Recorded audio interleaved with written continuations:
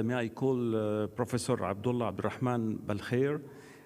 He's Senior Consultant in Infectious Disease at Sultan Qaboos University Hospital, the head of Department of Medicine Infectious Disease Unit. His talk will be about multi-drug resistant organism in patient undergoing hemodialysis, a preventable scourage. Thank you, please.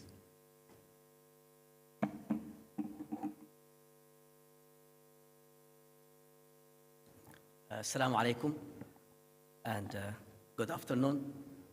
It's my honor and gratitude to actually be here today and sincerely thank the organizers, and I am very proud of being among some of the very eminent speakers today. So typical of infectious diseases, you should be hopefully see what I will be presenting a little bit different. And I know there are not many of ID colleagues around, but I think the topic I will be discussing briefly with you is of major relevance. So first and foremost, welcome to the land of frankincense. And this is actually a depiction almost 800 years ago in one of the Roman texts about the importation of frankincense from Dhofar. Brief outline of what I will be sharing with you today. Maybe this is helping me now a little better. So it's a rapid review of the WHO criteria. Can I ask a favor? Is it possible that I can move a little bit so that it just becomes easy for me? Yeah, because, okay. So just a rapid review of the WHO critical criteria pathogens of multi-drug resistance, trying to actually look into it from the perspective of nephrologists, discuss the burden of multi-drug resistance, taking example of one hospital, that is Sultan Qaboos University Hospital, as what I believe is what is happening in almost in every other tertiary care hospital. So, and last is what options do we have to actually try to minimize the impact of multi-drug resistant infections in dialysis patients. What do you think about this? Apart from it being quite beautiful. This is a paint by using bacteria. So actually there are no paints as such. The paint is fluorescent bacteria that produce different beautiful colors. Thank you very much, I can, okay. Using very much different colors to basically paint. So you use a petri dish and an agar plate as your canvas, and make these beautiful pictures. I thought I just need to begin with something to say what is common or what is of historical interest between infectious diseases and nephrology. And actually, there are many. Here, just to depict the early discovery of or inventions of dialysis machines, referred to as dialyzers, probably sometime in the mid of 1940s, where William Kolff actually have designed what currently becomes actually dialysis machines in that regard. What's interesting is around the same time, actually the first antibiotics came into existence for commercial use. And the very first one called, which is the one depicted in the far right, is called brontocerobrum. And this is followed years later by penicillin. So both inventions basically meant to be breakthroughs in management of patients, and they both meant to be life-saving, and interestingly enough, they all happened around the same time, in the 1940s. Unfortunately, antimicrobial resistance is of great public health concern, and I can see it is impossible to envision practicing medicine short of examples is what we discussed today, like dialysis, if we run out of antibiotics. Unfortunately, the reality is we are almost at the verge of running out of antibiotics, effective antibiotics. More importantly, we are in what we refer to actually as more or less like a pre-antibiotic era. So the problem of antimicrobial resistance is massive. Its impact on public health is great. And actually in 2019, it is estimated that 1.3 million deaths in the world were actually attributed to antimicrobial resistance. Basically, patients die simply because you don't have options of antimicrobials. And WHO have highlighted that 6 of these very important pathogens account for 3/4 of all these deaths. And unfortunately, 5 of these 6 are actually common encounters in our dialysis patients, almost on a daily basis. That is Staph aureus, Enterococcus, in addition to the gram-negatives, Klebsiella, Pseudomonas, and Acinetobacter. So here I will be touching base on what we refer to as critical pathogens of interest to what I believe in, to our nephrology colleagues, and also talk briefly about 2 of the high priority pathogens. And these are the Enterococcus faecium and the Staph aureus. We had a research work that spanned over several years, basically a descriptive study of carbapenem resistance in blood culture isolates in one center, that is at the University Hospital. And over a 10 years period, we identified 750 plus isolates in 3 categories, which I'm referring to here as Klebsiella, Pseudomonas, and Acinetobacter. What is really serious and what is massive, and you can see it under carbapenem resistant, is that nearly 1 in 5 of those blood culture isolates, that is Klebsiella and Pseudomonas, are unfortunately carbapenem resistant. And of course, here when I say the word carbapenem, I think we all know it. Basically, we're referring to meropenem-like antimicrobials, which is our last resort extensive antimicrobial for polymicrobial cover.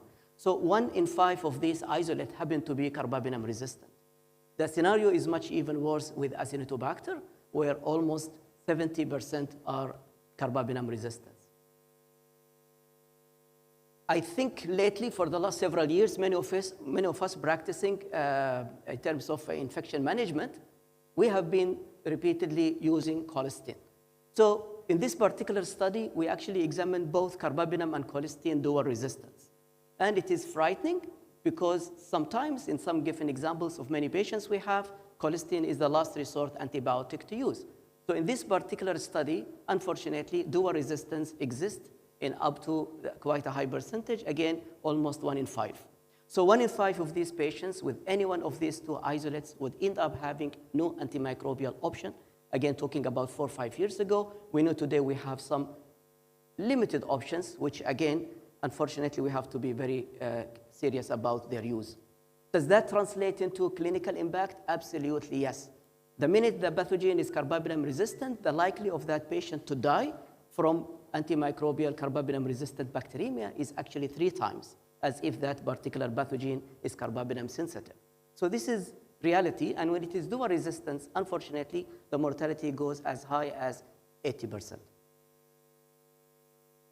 For the Staph aureus, that is specifically the MRSA, again, our isolates, we had 28% resistant to coloxacillin, which means these are MRSA isolates. And for the VRE, vancomycin-resistant Enterococcus, the percentage is as high as 50% out of all Enterococcus faecium isolates. So again, is this unique to one hospital? We don't believe so, because being a tertiary referring hospital, and we accept patients from many places, many other regional hospitals, basically we're talking about the same thing here.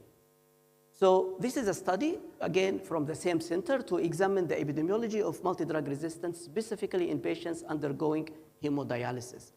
1/3 of these patients, they were actually receiving incident dialysis, that is in relation to acute kidney injury. And many of these patients, actually 3/4 have central venous access, only fewer have fistula at that particular point in time. And unfortunately, over a 2-year period, actually 1/3 of these patients die. When we analyze the cause of death in these patients, actually the slide after this, but first here, just to highlight, 50% of these patients, during a 2-year follow-up, they actually have infection. These are not colonizations, these are infections proven by criteria where a clinical sample with a specific bacterial isolate. And the commonest infection in these patients was pneumonia, 25%, and secondary to it is bloodstream infections and vascular access-related infections. So these are quite problematic, and I think most of us know that in patients undergoing hemodialysis, probably infections could easily be the second, if not the third, cause of death after maybe cardiovascular diseases. In the same group of patients who are dialysis, again, they are not in isolation. They just represent that like all other patient population. So MDRO is quite common. So 31% of their bacterial isolate from clinical samples happen to be multi-drug resistant by international definition and classification. We know that patients, again, who actually are undergoing hemodialysis are very vulnerable to infection risks, specifically bloodstream infections. This slide depicts data from the United States when they compare patients on hemodialysis compared to general population. The risk of bloodstream infection with Staph aureus bacteremia is actually 100 times higher. So that is quite high. And here is a recent study, which is quite a big surveillance over 40 years from Australia and New Zealand, covering well over 46,000 patient population, again, assessing different incidents, particularly focusing on infection.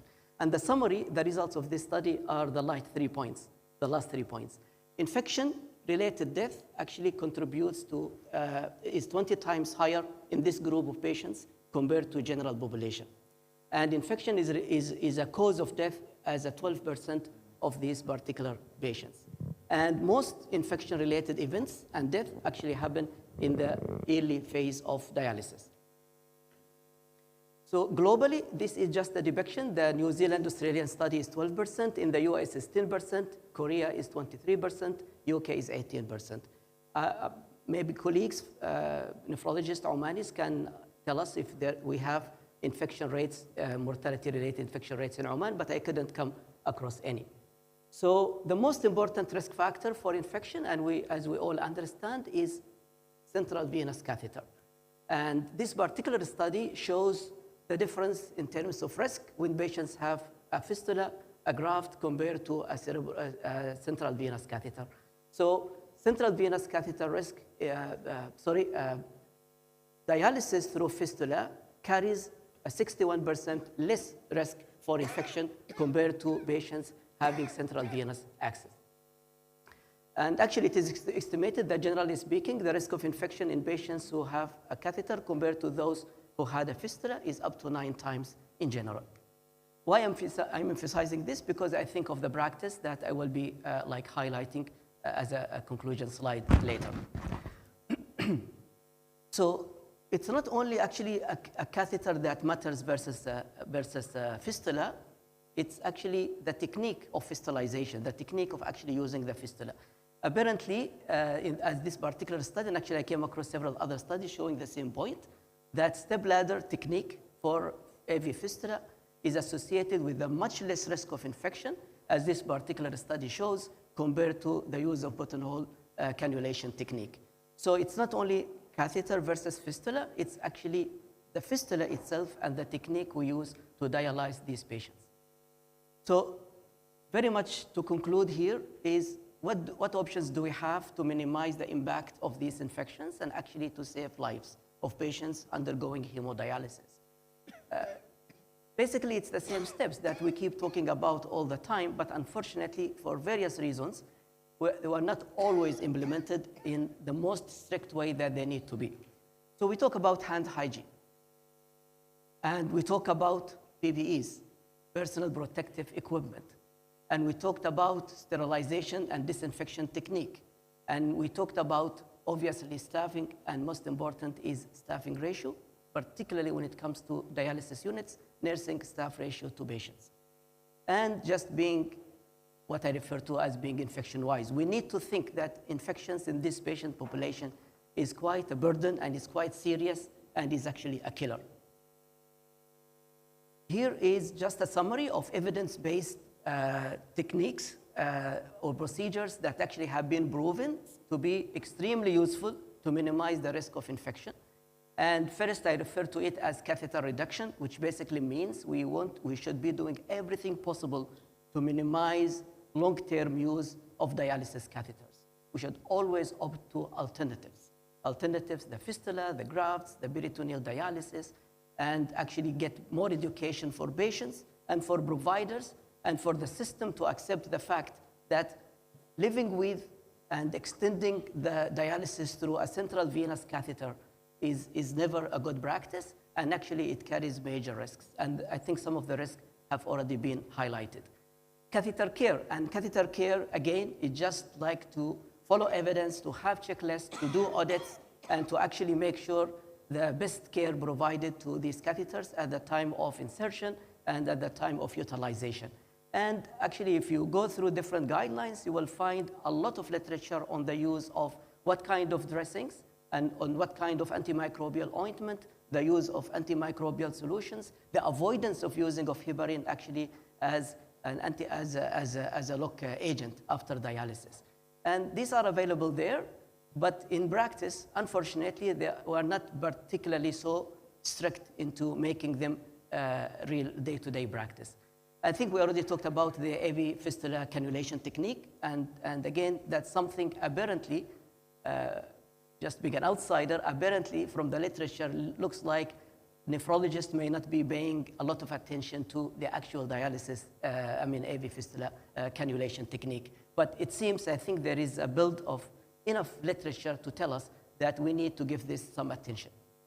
Patient-to-staff ratios I refer to, again, these patients are vulnerable to infection for so many reasons, and having crowd dialysis settings and having less number of care providers, particularly nursing staff, you don't expect much, unfortunately. So again, literature have very much recommend a minimal rate of 1 staff for 4 patients, i.e. a staff nurse should not be providing, in a dialysis duty, should not be providing care to more than 4 patients. I know in reality this is not exactly what is happening, but that's something we need to pay attention of. And actually there is a lot of recommendations about try to avoid the late night dialysis unless they are absolutely emergency, again for the same given reasons. One thing to highlight is screening for multi-drug resistant organisms. Basically, we need to look for them. We need to identify patients who are carriers or colonized with multi-drug resistance, whether the MRSA or the gram-negative multi-drug resistance, because that automatically implies a lot of infection control practices that we need to actually pay attention to when we care to these patients. Again, I don't think we have a universal standard. Again, talking about the hospital where I practice, but this is something we should always actually go after, and we should try to implement and actually make a business case for it. And finally, but not like the least out of all these summary of recommendations, is antimicrobial solutions.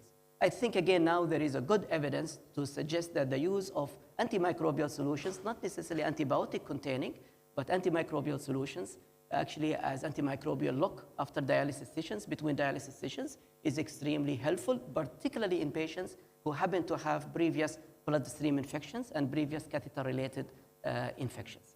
And to conclude, I will only conclude with this, again, beautiful slide, probably some 35, 40 years ago, from Sultan Qaboos Hospital in Salalah. And the infection control we want to apply definitely is not depicted in this picture. So thank you very much.